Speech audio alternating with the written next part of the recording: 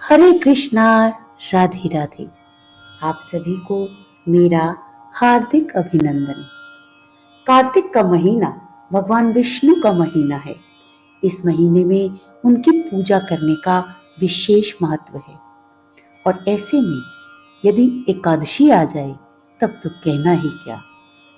एकादशी का व्रत वैसे भी सभी पापों को नष्ट करने वाला माना जाता है और कार्तिक के महीने में 2 एकादशी आती हैं। पहली रमा एकादशी और दूसरी देव उठनी एकादशी। कृष्ण पक्ष में रमा एकादशी आती है और देव उठनी एकादशी शुक्ल पक्ष में आती है।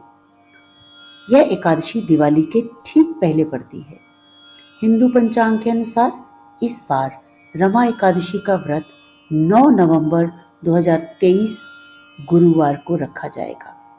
मान्यता अनुसार इस दिन भगवान विष्णु के साथ माता लक्ष्मी की पूजा करने से सभी मनोकामनाएं पूर्ण होती हैं और घर में सुख समृद्धि आती है। इस दिन माता लक्ष्मी के रमा स्वरूप की पूजा की जाती है। इसके अलावा रमा के साथ श्री हरि विष्णु के पूर्णावतार केशव स्वरूप की भी पूजा की जाती है। तो आइए जानते हैं कि सही मुहूर्त क्या रहेगा। इस बार कृष्ण पक्ष की रमा एकादशी तिथि 8 नवंबर 2023 को सुबह 8:23 पर शुरू होगी और अगले दिन 9 नवंबर 2023 को सुबह 10:41 पर समाप्त होगी। ऐसे में उदया तिथि के अनुसार इस बार रमा एकादशी का व्रत 9 नवंबर 2023 दिन गुरुवार को रखा जाएगा। चलिए पावन कथा का श्रवण करें और कथा के बाद इस दिन पूर्ण फल पाने के लिए जो उपाय किए जाते हैं वो मैं कथा के बाद बताऊंगी, इसलिए वीडियो को अंत तक जरूर देखिए। पौराणिक युग में मुचुकुंद नामक प्रतापी राजा थे।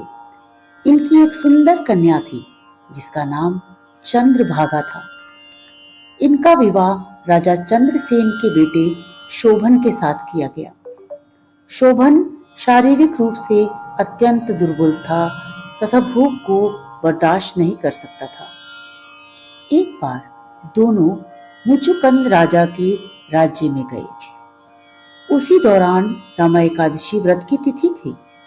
चंद्रभागा को यह सुन चिंता हो गई क्योंकि उसके पिता के राज्य में एकादशी के दिन पशु भी अन्न नहीं खा सकते थे, तो मनुष्य की तो बात ही दूर रही। उसने अपने पति शोभन से यह बात कही और कहा, अगर आपको कुछ खाना है तो इस राज्य से दूर किसी अन्य राज्य में जाकर भोजन ग्रहण करना होगा। पूरी बात सुनकर शोभन ने निर्णय लिया कि वह एकादशी का व्रत करेंगे, इसके बाद ईश्वर पर छोड़ देंगे। रमा एकादशी व्रत संकल्प प्रारंभ हुआ। शोभन का व्रत बहुत कठिनाई से बीत रहा था। व्रत बीतते बीतते रात हो गई और शोभन ने प्राण त्याग दिए। पूर्ण विधि विधान के साथ उनकी अंत्येष्टि की गई। उसके बाद उनकी पत्नी चंद्रभागा अपने पिता के घर ही रहने लगी। उसने अपना पूरा मन पूजा पाठ में लगाया और विधि के साथ एकादशी का व्रत किया।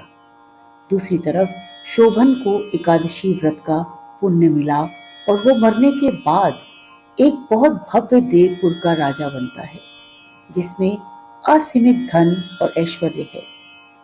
एक दिन सोम शर्मा नामक ब्राह्मण उस देवपुर के पास से गुजरता है और शोभन को देखकर पहचान लेता है। उससे पूछता है कि कैसे ये सब ऐश्वर्य प्राप्त हुआ। तब शोभन उसे बताता है कि यह सब रमा एकादशी का प्रताप है, लेकिन यह सब अस्थिर है। कृपा करके मुझे इसे स्थिर करने का उपाय बताएं।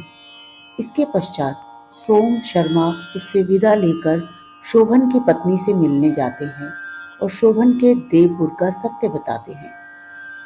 चंद्रभागा यह सुनकर बहुत खुश होती है और सोम शर्मा से कहती है कि आप मुझे अपने पति से मिलवा दो। तब सोम शर्मा उसे बताते हैं कि यह सब ऐश्वर्य अस्थिर है। तब चंद्रभागा कहती हैं कि वो अपने पुण्यों से इस सब को स्थिर कर देंगी। सोम शर्मा अपने मंत्रों एवं ज्ञान के द्वारा चंद्रभागा को दिव्य बनाते हैं और शोभन के पास भेजते हैं। तब चंद्रभागा उससे कहती है कि मैंने पिछले 8 वर्षों से नियमित रमा एकादशी का व्रत किया है। मैंने उन सब जीवन भर के पुण्यों का फल मैं आपको अर्पित करती हूँ। उसके ऐसा कहते ही देवनगरी का ऐश्वर्य स्थिर हो जाता है। इस प्रकार रमा एकादशी का महत्व पुराणों में बताया गया है। इसके पालन से जीवन की दुर्बलता कम होती है और जीवन पाप मुक्त हो जाता है। तो बोलिए श्री हरि विष्णु भगवान की जय, लक्ष्मी नारायण भगवान की जय। आइए अब जानते हैं कि रमा एकादशी पर कौन से उपाय करने हैं आर्थिक स्थिति को मजबूत करने के लिए। यदि इस दिन तुलसी की मंजरी लेकर अपने पर्स में रखें, आप तुलसी की मंजरी को घर की तिजोरी में भी रख सकते हैं। ऐसा करने से घर की आर्थिक स्थिति मजबूत होगी और घर में माँ लक्ष्मी का वास बना रहेगा और घर की कर्ज एवं तंगी जैसी आर्थिक समस्या से भी छुटकारा मिल जाएगा।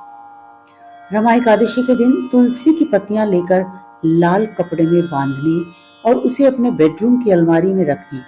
फिर रमा एकादशी के दिन आने पर पहले शुक्रवार को तुलसी की पत्तियों को भगवान विष्णु और माँ लक्ष्मी को अर्पित करें। इससे वैवाहिक जीवन में प्यार बढ़ेगा और कलेश दूर होंगे। रमा एकादशी के दिन कारोबार बढ़ाने के लिए माँ कारोबार स्थल पर माँ लक्ष्मी की प्रतिमा रखें और माँ लक्ष्मी को तुलसी का पत्ता अर्पित करें। इसके बाद रमा एकादशी से लेकर जब कारोबार में सफलता नहीं मिलती तब तक रोजाना तुलसी का पत्ता चढ़ाते रहें। इससे लाभ जरूर मिलेगा। और यदि नौकरी में तरक्की पानी है तो इस दिन एक सिक्का लेकर इसकी पूजा करें, उस पर रोली, अक्षत और पुष्प अर्पित करें। इसके बाद उस सिक्के को लाल कपड़े में लपेटकर अपने ऑफिस की दराज में या ऑफिस से जुड़ी किसी वस्तु में रख दें। ऐसा करने से नौकरी में आ रही बाधाएं दूर होंगी और तरक्की होगी। रमा एकादशी के दिन सुख समृद्धि पाने के लिए तुलसी के पौधे में शालिग्राम जी अवश्य स्थापित करें। शालिग्राम जी की विधिवत पूजा करने से, तुलसी चालीसा का पाठ करने से, इसके अलावा विष्णु सहस्त्रनाम और लक्ष्मी चालीसा का पाठ करने से घर धन धान्य से हमेशा भरा रहेगा।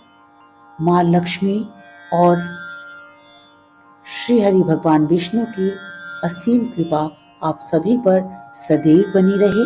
यदि आपको यह वीडियो पसंद आई है तो कृपया लाइक के आइकन को प्रेस करें, कमेंट बॉक्स में जय श्री हरि लिखें और आगे भी चैनल से जुड़े रहने के लिए चैनल को सब्सक्राइब करें। धन्यवाद। जय श्री हरि।